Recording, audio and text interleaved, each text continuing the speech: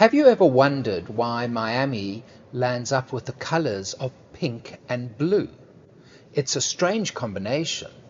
There are a few theories, and I love the theories, so I'm going to share them with you. The first theory is that when Christo came in and surrounded the islands with that pink, that created an iconographic idea of Miami and art and a future.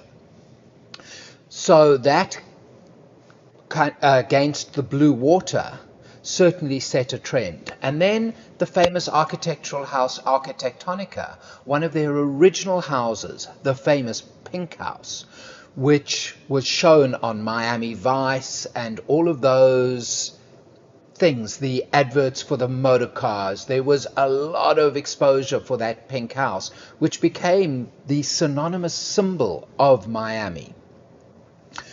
So going back to the Architectonica, what I find really interesting is when you look at the elements of the pink house and then you look at the buildings that they were working on, supposedly at the same time because they were built very shortly thereafter, you can see that they were testing out all the elements. So let me share with you the Palace. Now, the Palace is called the Palace because of the great Leona Hemsley, who had the Palace in New York, and on the top of the Palace is that magical penthouse, which was her private residence. Moving on to the Imperial, I think that in the same period also reflects a lot of that architectural testing that they did in the Pink House. So have a look, let me know what you think, and enjoy Miami.